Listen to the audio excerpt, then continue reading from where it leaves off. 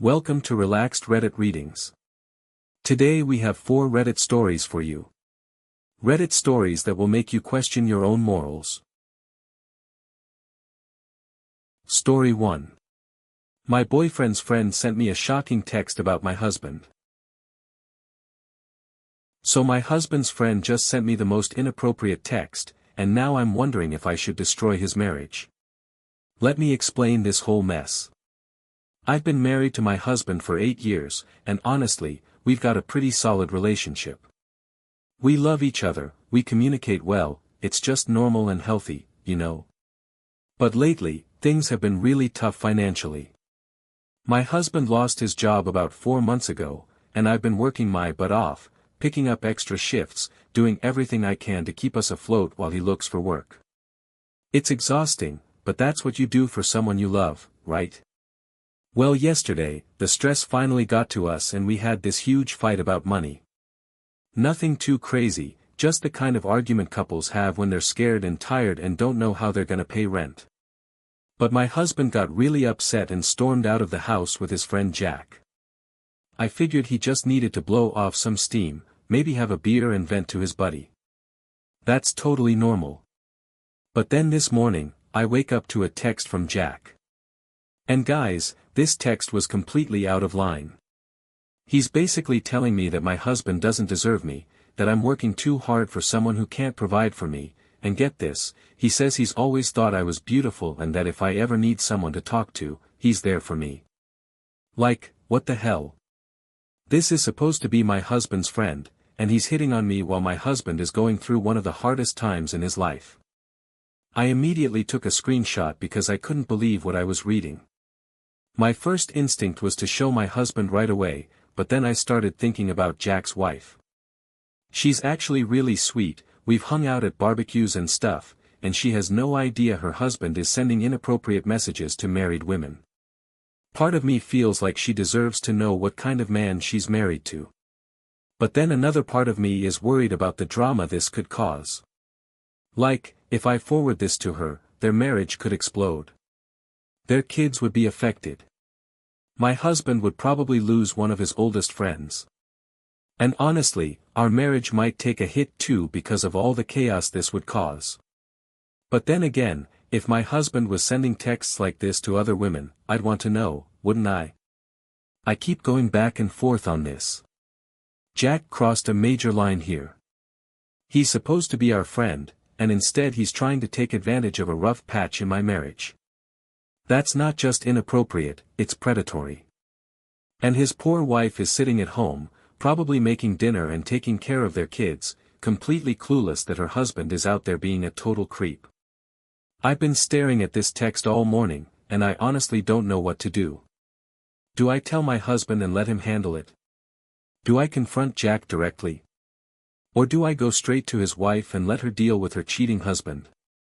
Am I overthinking this, or would forwarding this text be the right thing to do? If you're enjoying these stories, hit that like button and let me know in the comments which story you relate to the most. Story 2.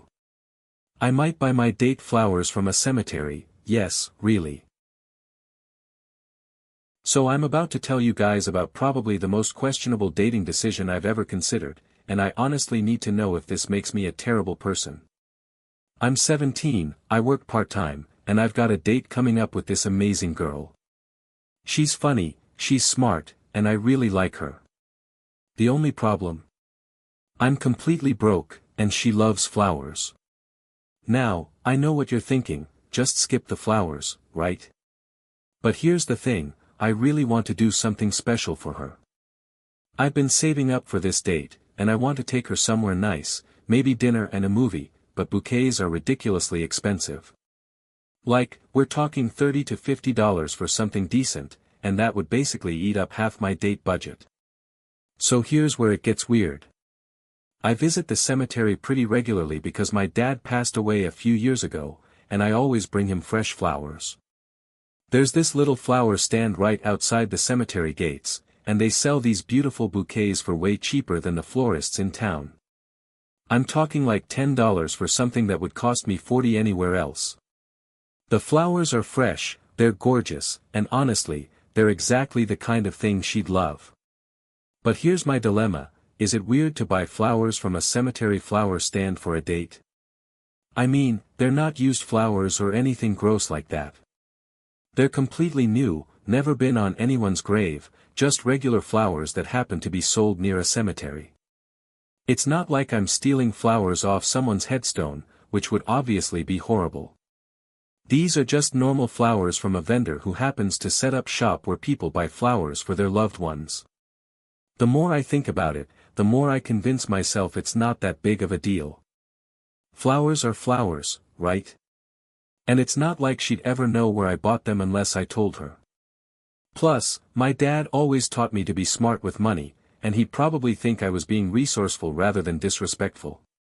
But then I start second-guessing myself. What if there's some kind of bad luck associated with cemetery flowers? What if it's disrespectful to people who are mourning? What if she somehow found out and thought I was cheap or weird? I've been going back and forth on this for days. On one hand, I really want to get her something nice, and these flowers would be perfect. On the other hand, I don't want to start off whatever we might have with something that could be considered creepy or inappropriate. My friends are split on this too. Half of them think it's hilarious and totally fine, the other half think I'm insane and should just get her something else entirely. But honestly, I don't have a lot of other options here. I could skip the flowers altogether, but I know she'd love them, and I want to show her that I was thinking about her.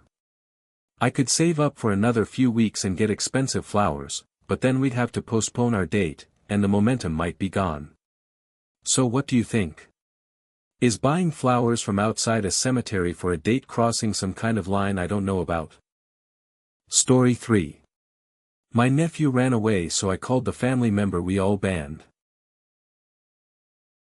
So my 15-year-old nephew just ran away from home, and I did something that has my entire family ready to disown me. But honestly, I think I might have saved his life. Let me give you the background on this whole mess. My family is complicated, to put it mildly. I haven't spoken to my sisters in about a year because of this massive blow-up we had. On top of that, none of us have had any contact with our aunt for the past 3 years because of some separate drama that I won't even get into. And recently, my sisters kicked our mom out of their house, so everything's been super tense and weird. I live about 3 hours away from all this chaos, which honestly has been a blessing. But then last week, I get this frantic call from my mom. She's crying, she's barely coherent, but eventually I piece together that my nephew, my sister's 15-year-old son, has run away. He left a note saying he couldn't take living in that house anymore and he was never coming back. Now, this kid has always been a good kid.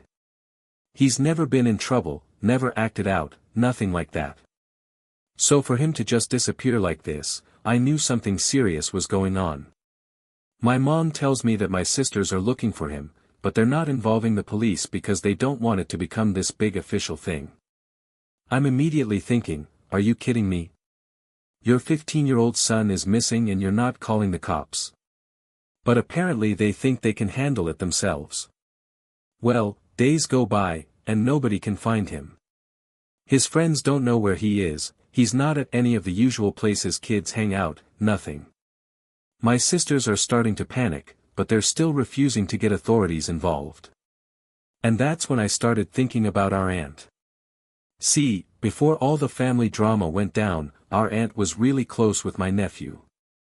She was like a second mom to him, always taking him places, helping with homework, that kind of thing. And she lives in a different state, somewhere he could theoretically get to if he really wanted to disappear. So I made a decision that everyone's calling unforgivable. I called her. I hadn't spoken to this woman in 3 years, but I swallowed my pride and picked up the phone.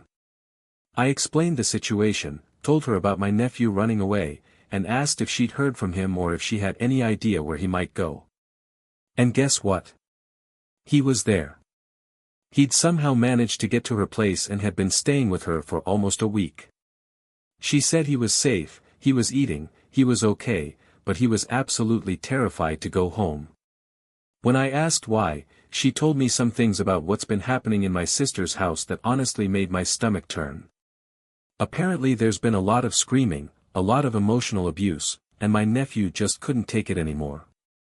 Our aunt said she was planning to call child services because she was so worried about the situation. So I convinced her to let me try to mediate first. I called my sisters and told them where their son was and that he was safe. I expected relief, maybe some gratitude. Instead, they absolutely lost their minds on me. They're saying I had no right to contact our aunt, that I betrayed the family, that I've made everything worse. But here's the thing, their son is safe. He's with someone who loves him and isn't going to scream at him or make him feel like garbage. How is that making things worse?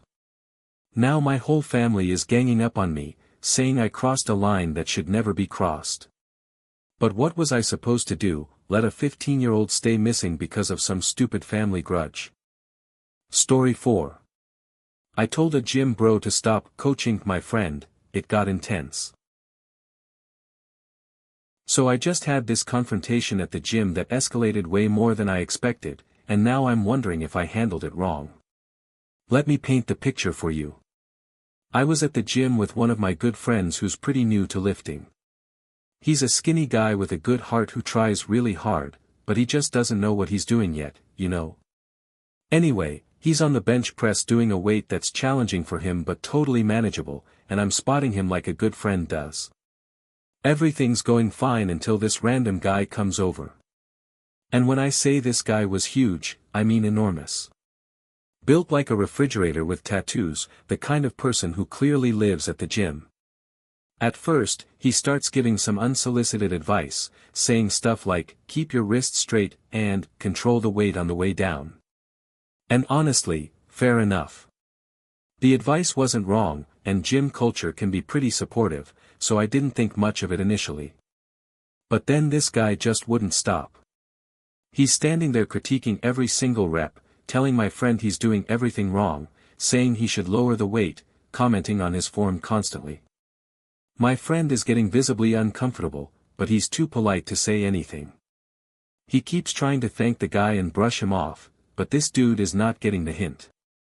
It goes on for like 10 minutes, and I can see my friend is getting frustrated and embarrassed. Finally, I step in and say something like, hey man, thanks for the advice, but we're good here. We've got our routine down. And this guy immediately gets defensive.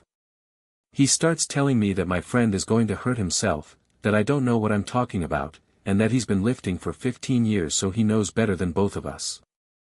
The whole thing is getting louder, and people are starting to stare. My friend is looking like he wants to disappear, and I'm getting annoyed because this guy is making him feel bad about trying to improve himself. So I tell him more directly, look, I appreciate that you want to help, but my friend didn't ask for coaching, and you're making him uncomfortable. Can you please just let us work out? That's when things got really heated. This guy starts getting in my face, saying I'm disrespectful, that he was trying to help, and that I'm going to let my friend get injured because of my ego. He's raising his voice, flexing his muscles, the whole intimidation thing. Other people in the gym are definitely watching now, and it's becoming this whole scene. I stay calm and just repeat that we didn't ask for help and we'd like to be left alone. But internally, I'm thinking this guy has some serious issues. Like, who gets this worked up over someone politely declining their unsolicited advice? Eventually, one of the gym staff notices the commotion and comes over. The big guy finally backs off, but not before making some comment about how kids these days don't respect their elders and will learn the hard way. The staff member basically told everyone to cool it and get back to their workouts. After he left, my friend thanked me for standing up for him. He said he was too intimidated to say anything himself, and the guy was really killing his confidence. But now I'm second-guessing myself. Maybe I should have just let it go, or found a more diplomatic way to handle it. The guy probably did mean well initially, even if he went about it completely wrong. And I definitely didn't want to cause a scene or make anyone feel unwelcome at the gym. But at the same time, my friend has every right to work out without being harassed by some self-appointed trainer. Was I wrong to tell this guy to back off, or should I have handled the situation differently?